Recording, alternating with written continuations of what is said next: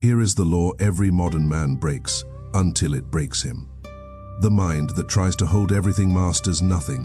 In ancient Japan, warriors believed that divided attention was not inefficiency. It was spiritual suicide. So the Ronin chose a path the modern world would call extreme.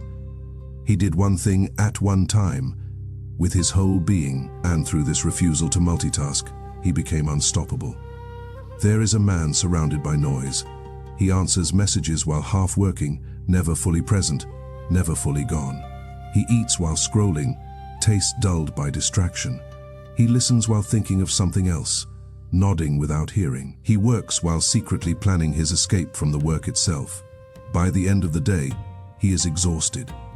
Yet nothing feels complete. No task carries the quiet satisfaction of being finished. No effort feels solid. He calls this productivity. The world agrees with him, but somewhere beneath the constant motion, he feels hollow, as if his energy has been spent without being used. His attention is split like cracked stone. What could have been sharp becomes brittle. What could have moved forward scatters in every direction.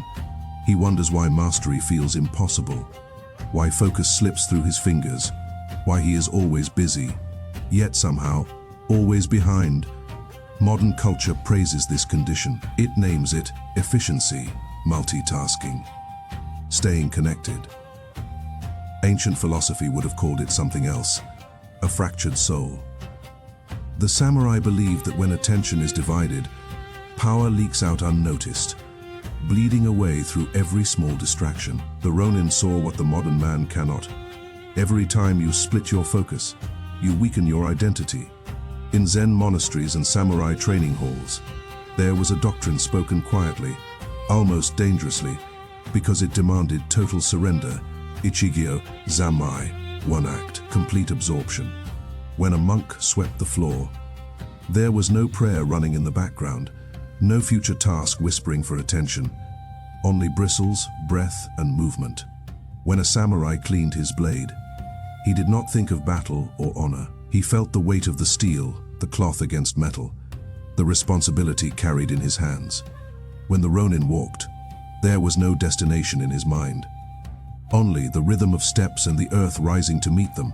The act itself became the universe. This principle shattered the modern worldview because it rejected efficiency in favor of totality. To the Ronin, multitasking was not a skill. It was a confession of weakness, an admission that the mind could not remain still.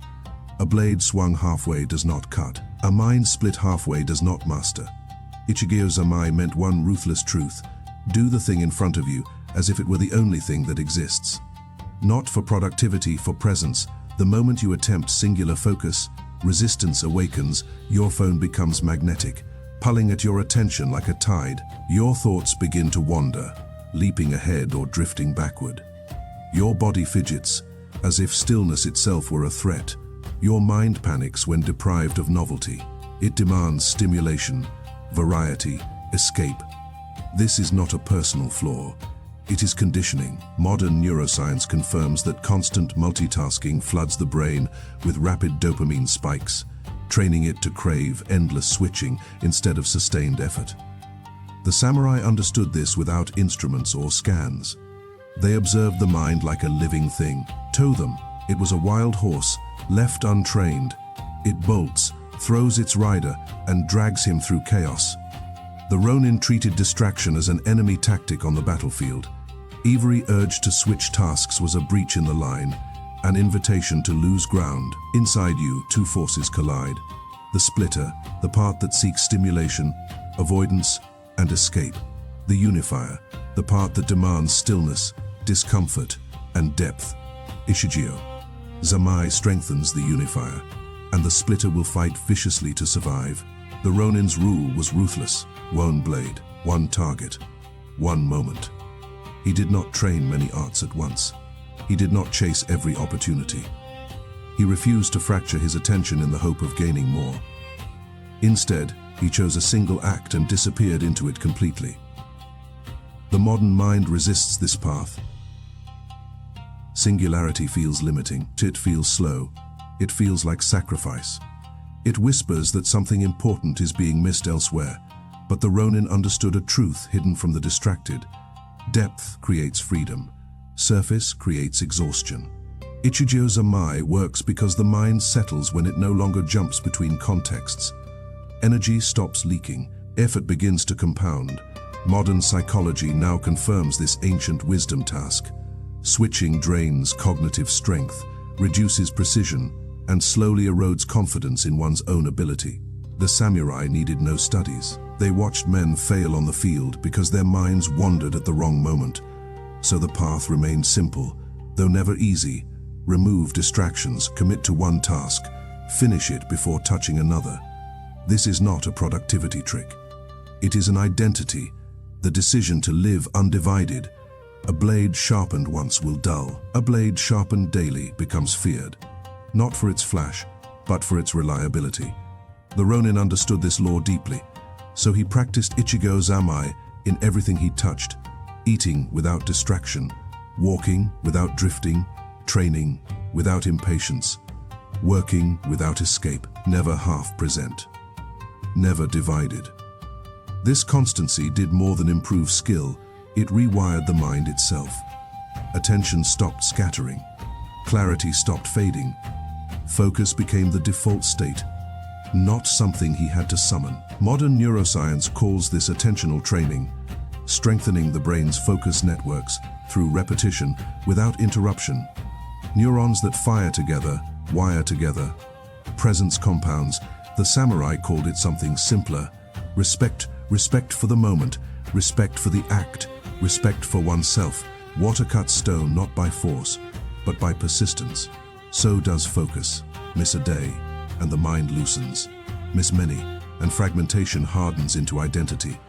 Distraction stops being a habit and becomes a character trait. The Ronin allowed no such decay.